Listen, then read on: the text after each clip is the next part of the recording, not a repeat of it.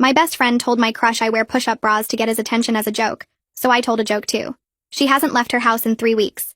Ranai and I had been best friends since 6th grade, the kind of friendship that everyone thought was unbreakable, the kind that people looked at and assumed would last forever. She was the pastor's daughter who knew exactly how to smile at adults while breaking every rule behind their backs, who could quote scripture to her parents at breakfast and then curse like a sailor by lunch, who had perfected the art of being two completely different people depending on who was watching. I was the girl who apologized when people hurt me, who said it's fine when it wasn't, who never fought back, who let people walk all over me with a smile plastered on my face because I didn't know how to do anything else. Ranai loved that about me. Absolutely loved it. She'd share her darkest secrets with me late at night, whispering confessions about the boys she'd kissed and the rules she'd broken, knowing with absolute certainty that I'd never tell a soul, that her secrets were safer with me than they were locked in a vault.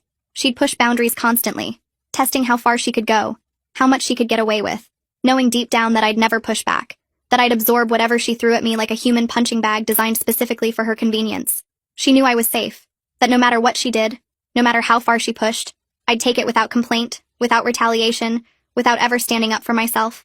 That's why she felt so comfortable making her little joke, so confident that there would be no consequences, no pushback, no price to pay for her cruelty.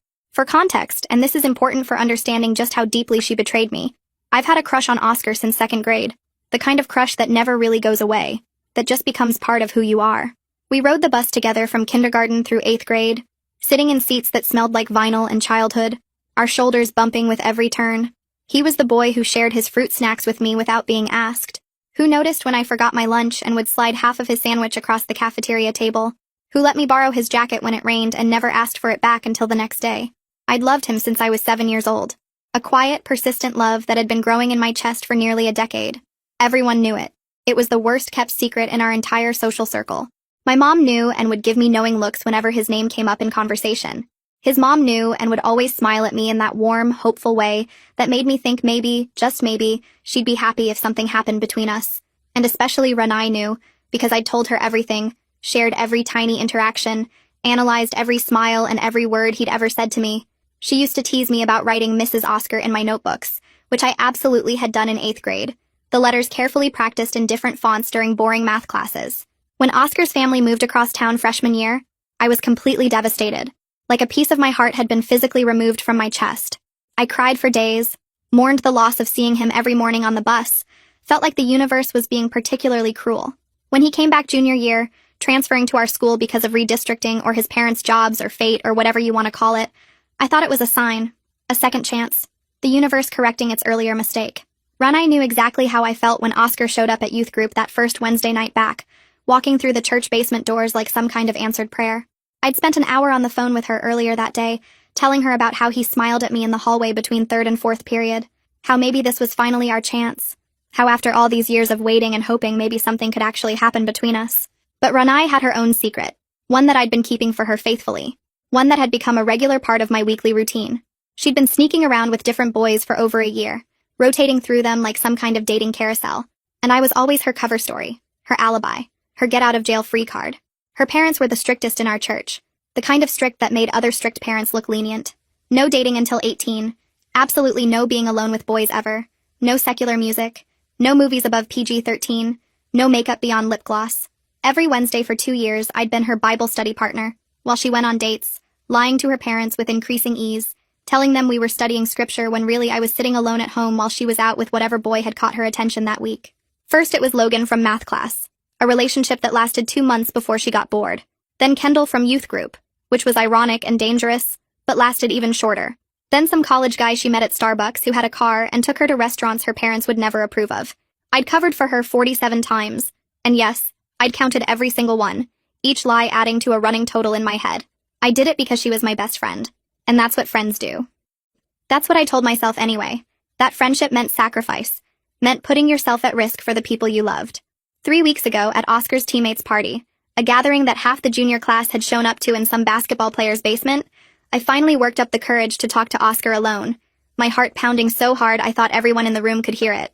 Ranai was in the bathroom, probably touching up her makeup or texting one of her secret boyfriends, and for once I had an opportunity without her hovering presence. I made some stupid joke about our old bus driver, Mr. Henderson, who used to yell at us for being too loud, and Oscar actually laughed, not the polite kind of laugh you give someone to be nice, but a real genuine laugh that made his eyes crinkle at the corners.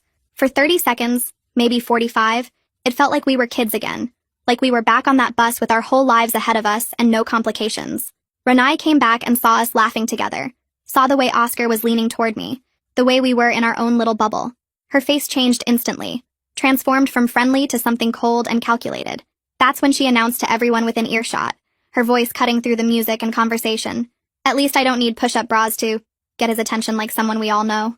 She looked right at me when she said it, making absolutely sure everyone knew who she was talking about. Right? Remember when you bought 3 different colors hoping he'd notice? The room went silent for a beat, and then Oscar laughed the hardest, a sound that felt like a knife twisting in my chest. I pulled her outside immediately, my face burning with humiliation, my hands shaking with a combination of embarrassment and rage I'd never felt before. What the hell was that about? I demanded, my voice barely controlled. Ranai shrugged, examining her nails like she hadn't just destroyed me in front of the one person whose opinion mattered most. Relax, it was just a joke, she said casually, like publicly humiliating me was no big deal. You know how I feel about him, I said, my voice breaking. She finally looked at me, and her expression was cold, colder than I'd ever seen it, like she was looking at a stranger instead of someone who'd been her best friend for years. So? You never actually dated him. It's not like you have dibs. She stepped closer, invading my space, her voice dropping to something almost threatening. Besides, I like him too. And unlike you, I can actually get him without padding. I couldn't believe what I was hearing. Couldn't process that my best friend, the person I'd protected and lied for and covered for countless times, was saying these things to me. The bullying started immediately, like she'd given everyone permission to tear me apart.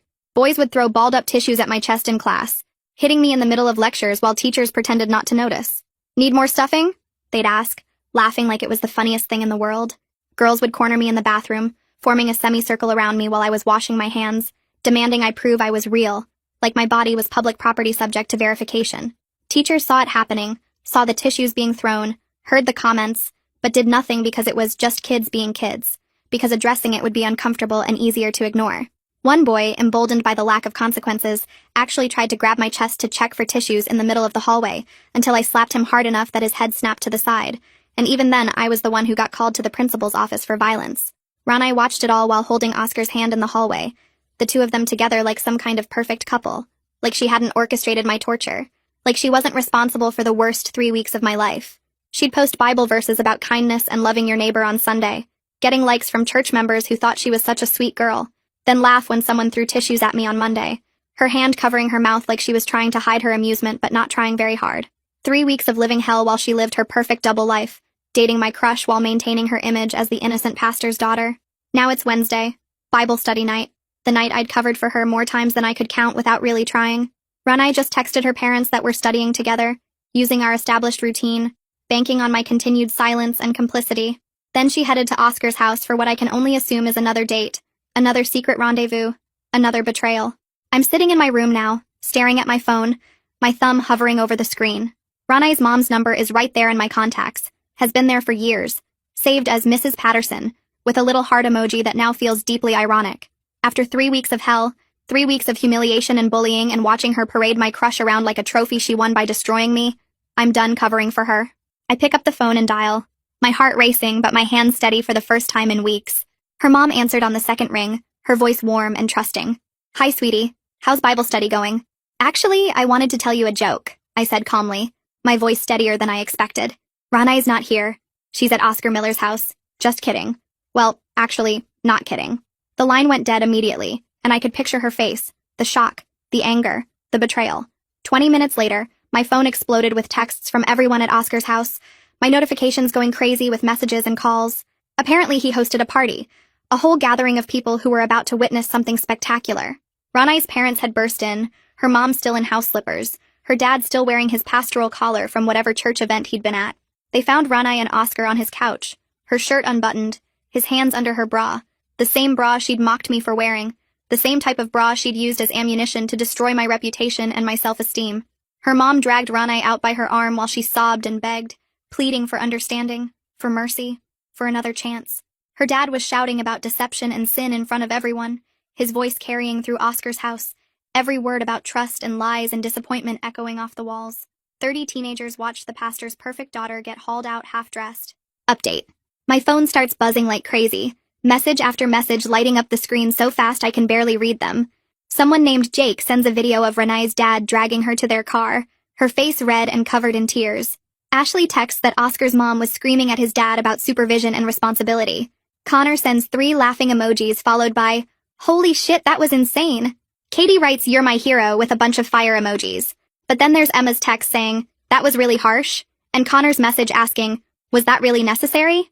I sit on my bed staring at all these messages, feeling this weird twist in my stomach that's part victory and part something else I don't want to name. The messages keep coming for the next hour. People describing how Renai wouldn't stop crying in the car, how her dad's face was purple with anger, how Oscar just sat on his couch looking shocked while his parents apologized over and over to the Pattersons. Someone sends a photo of Renai's shirt still unbuttoned as her mom pushed her into their minivan. I saved that one without really knowing why. Around midnight, the messages finally slow down, and I try to sleep, but keep checking my phone every few minutes to see if anyone else has sent something new. The next morning, I walk into school and immediately feel every single pair of eyes lock onto me.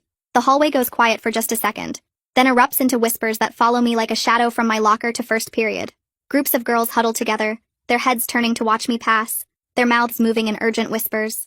Boys I've never talked to before nod at me with these knowing smirks, like we're sharing some kind of secret. But the tissue throwing has completely stopped. Not a single balled-up piece of paper flies at me during second period math. The boys who spent 3 weeks mocking me now look away when I make eye contact, suddenly very interested in their textbooks or phones. Tyler, who threw tissues at me just yesterday, actually moves his backpack out of the aisle so I can walk past easier.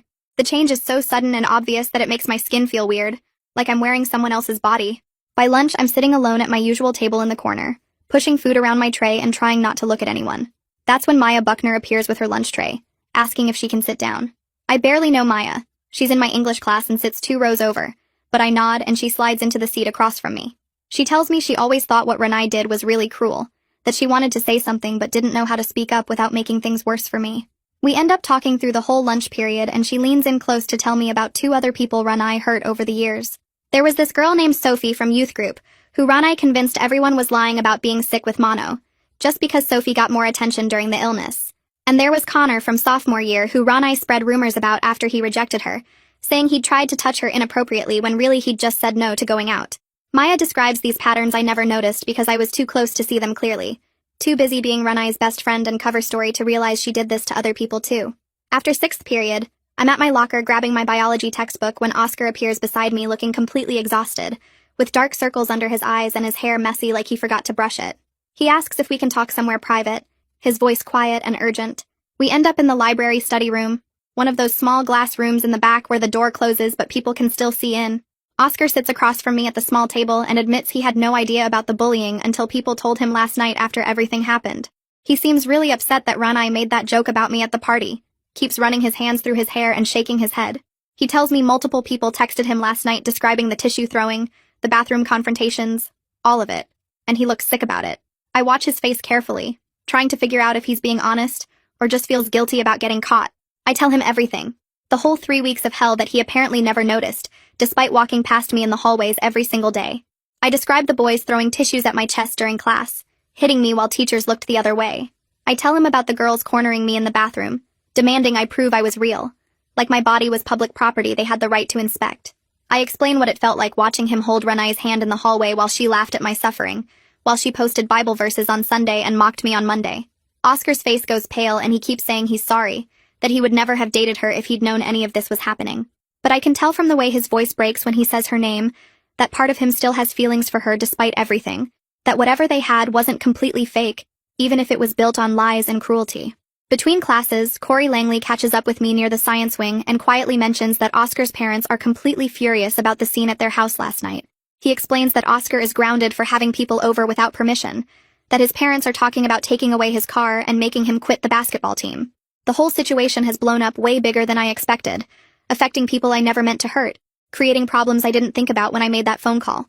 Corey doesn't seem mad at me exactly, more like he's trying to give me information so I understand what's happening, but I can tell from his tone that he thinks I could have handled this differently. By Wednesday, Renai still hasn't come to the school, and the rumors are spreading like wildfire through every classroom and hallway. Some people say she's been sent to a religious boarding school in another state where they take troubled pastors' kids. Others insist she's just too embarrassed to show her face after being dragged out half-dressed in front of 30 people.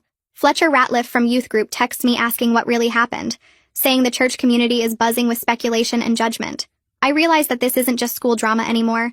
This has infected the entire church, with adults gossiping and taking sides and making assumptions about what kind of person Ranai really is versus what kind of person I am. The school counselor calls me in during fourth period, and I walk to her office feeling my stomach twist with nervousness. She's a middle-aged woman with kind eyes who tells me several students reported the bullying incidents and the administration needs to document what happened. I spend the next hour describing everything in detail. The tissue throwing that happened almost daily, the bathroom confrontations where girls surrounded me, and demanded proof. The boy who actually tried to grab my chest to check for tissues until I slapped him hard enough to leave a mark. I watch her face get more and more serious with each detail I share, her pen moving faster across her notepad, her expression shifting from concerned to angry to something that looks almost sad. She asks specific questions about which teachers saw the incidents, which students participated, whether I reported anything to adults before now. The counselor explains they're investigating the bullying and will be calling in the students who participated to get their statements and determine appropriate consequences. This makes me nervous because I know some of them will blame me for getting them in trouble, will see this as me being unable to take a joke, or overreacting to normal high school teasing. She also gently suggests that my method of handling the situation, while understandable given what I was going through, created complications that could have been avoided through proper channels.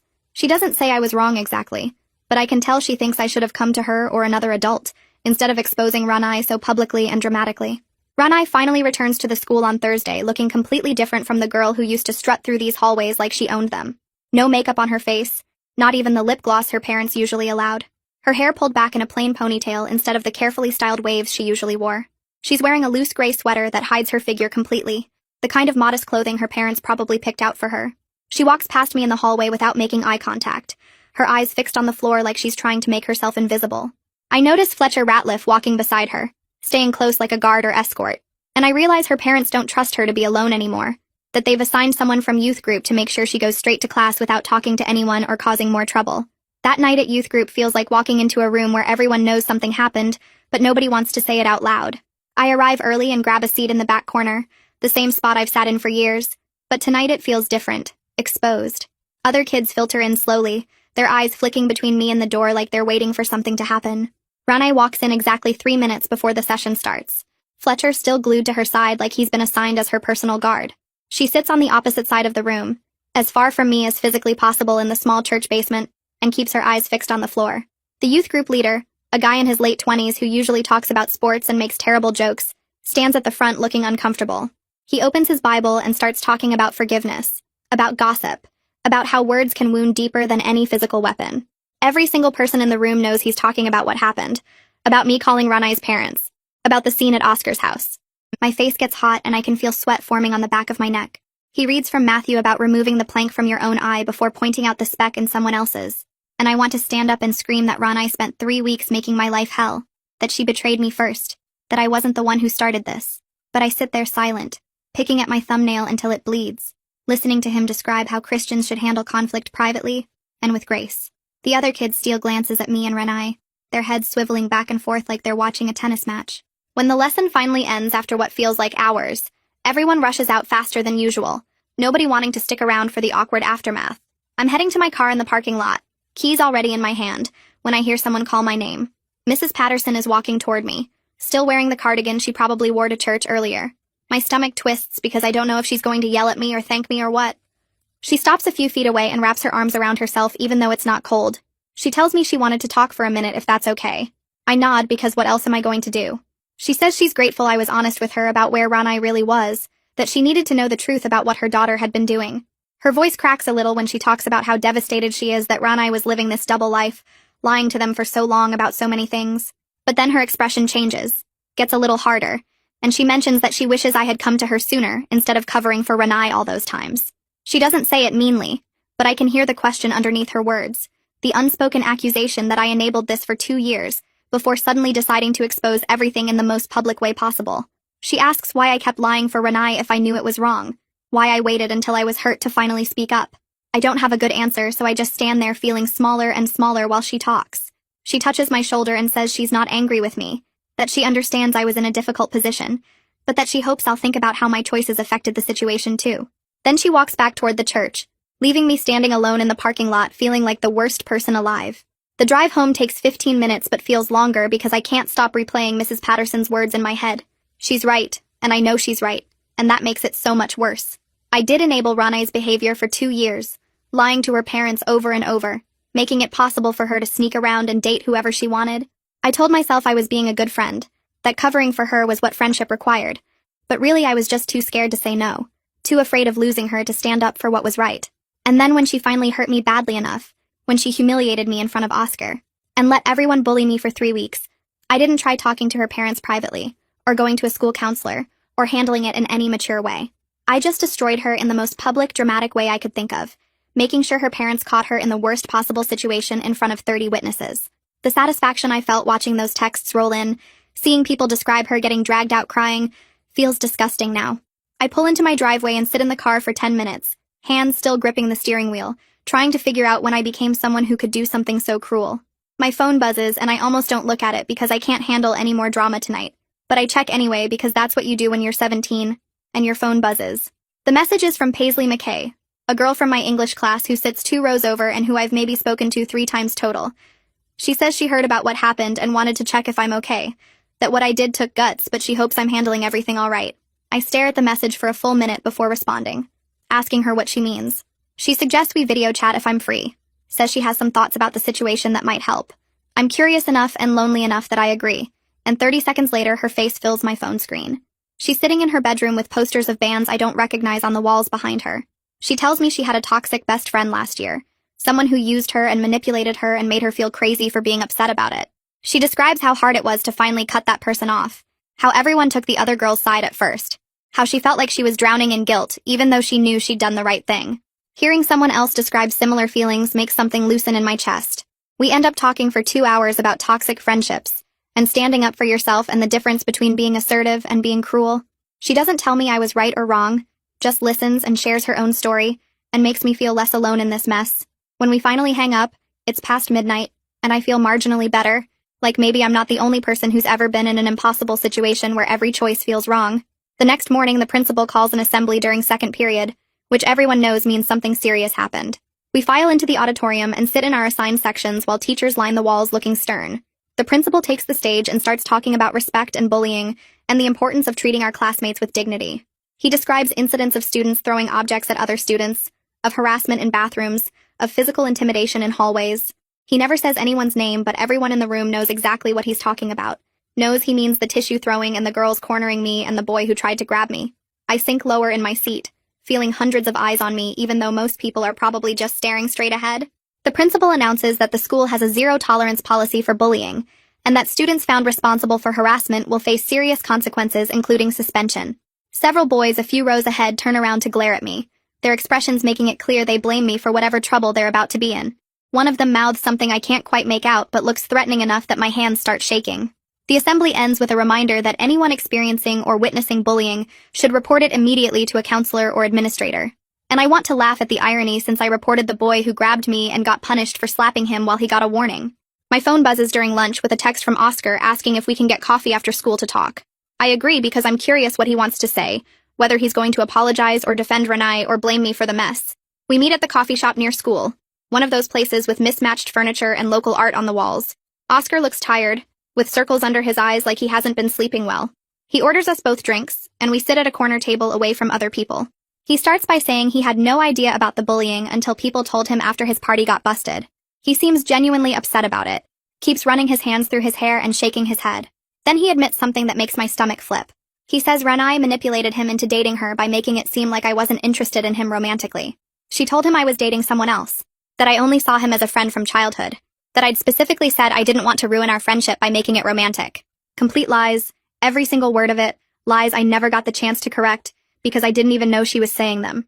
Oscar looks sick talking about it, says he feels stupid for believing her version of everything without ever asking me directly. He explains that when Renai made that joke about the push-up bras at the party, he thought it was just friendly teasing between best friends, didn't realize it was cruel or that she was trying to humiliate me.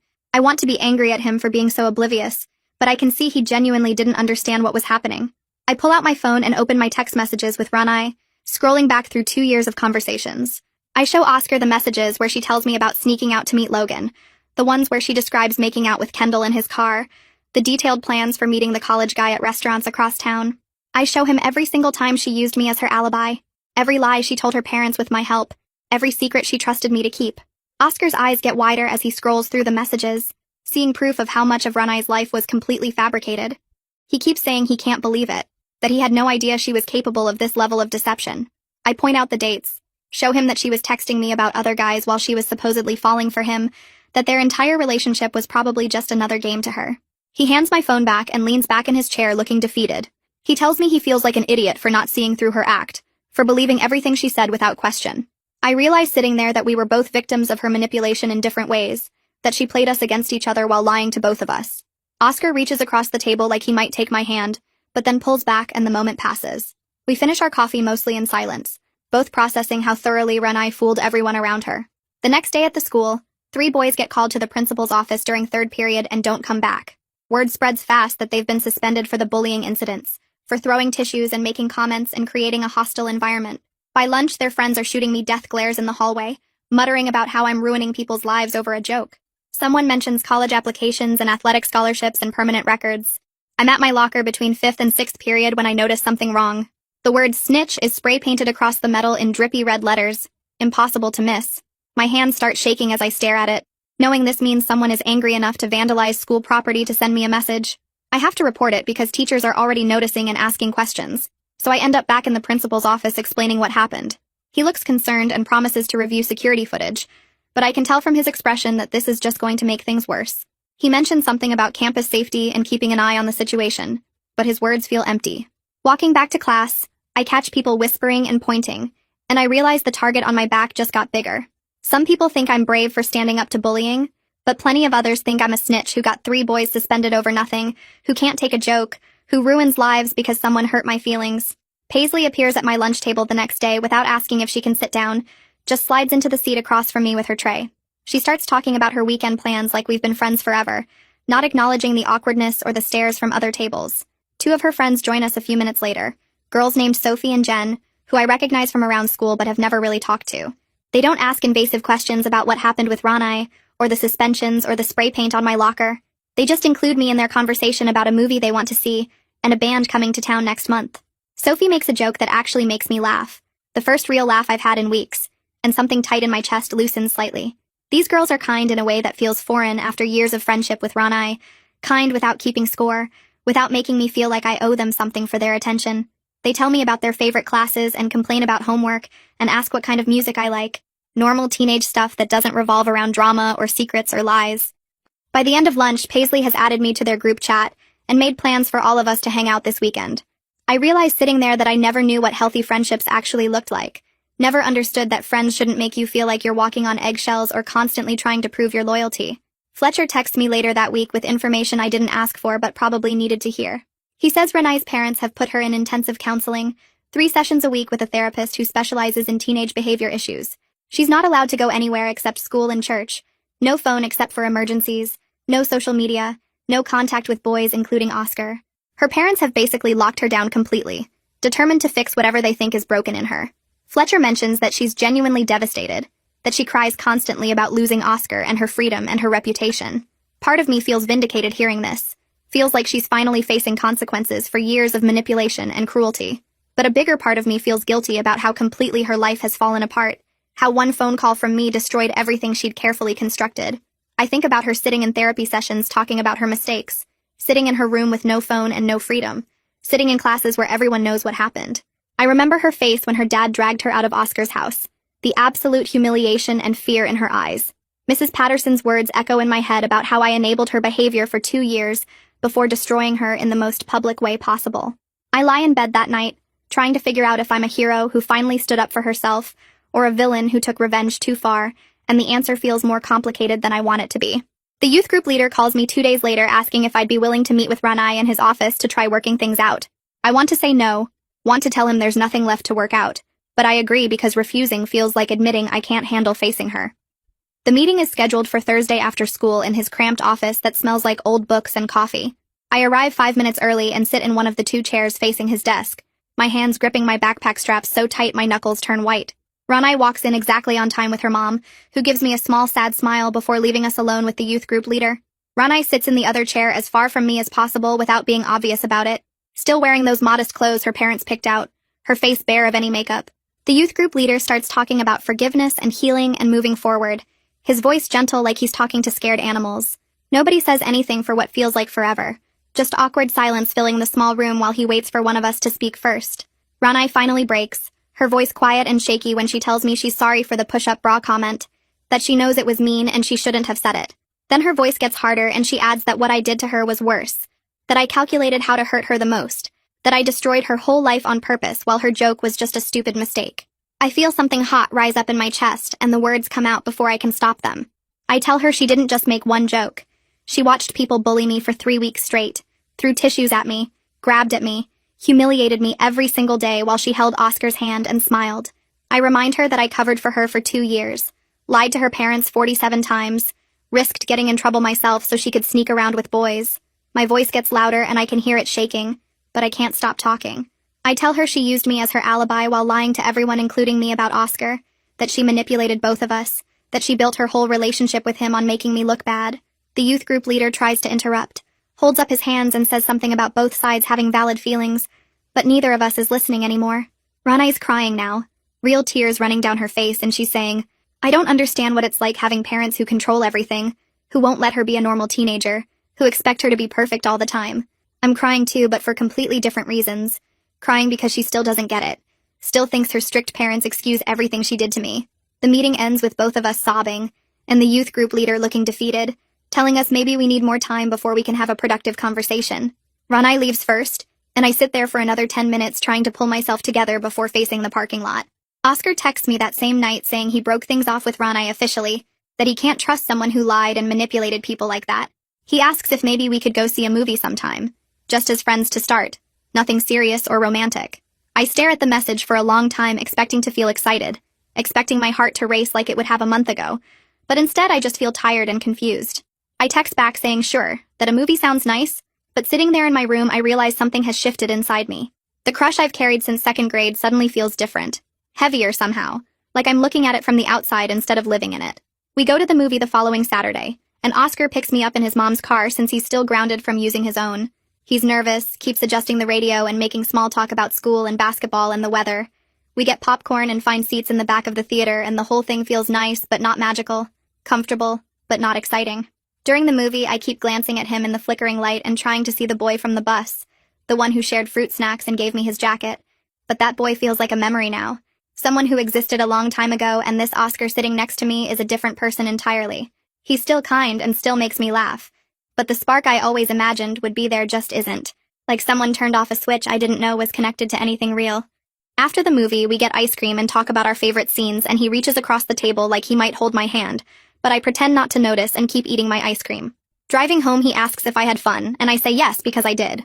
But when he mentions doing it again soon, I make some vague comment about being busy with school. I realize sitting in his passenger seat that I spent 10 years building up this idea of who Oscar was and what being with him would feel like. But the real version doesn't match the fantasy I created. Getting what I thought I wanted doesn't feel like winning. It feels like waking up from a dream and trying to remember why it seemed so important. Maya and Paisley start sitting with me at lunch every single day and including me in their weekend plans without me having to ask or work for their attention. Maya invites me to her house to watch movies, and we stay up until 2 in the morning talking about everything and nothing. Paisley adds me to her group chat with her other friends, and suddenly I'm part of conversations about music and clothes and stupid funny videos. They tell me when I'm being too hard on myself and call me out when I apologize for things that aren't my fault.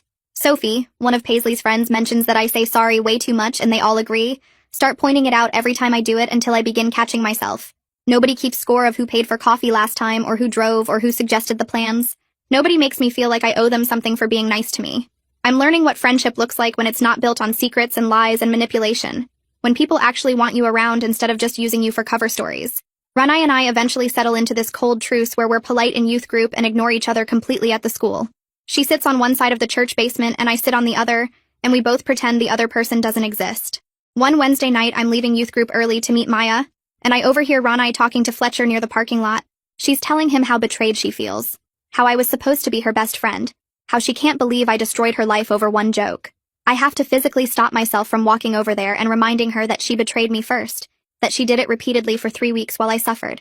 Instead, I get in my car and drive away, letting her have her version of the story because arguing won't change anything. My mom corners me in the kitchen one night while I'm making a sandwich and tells me she wants to talk.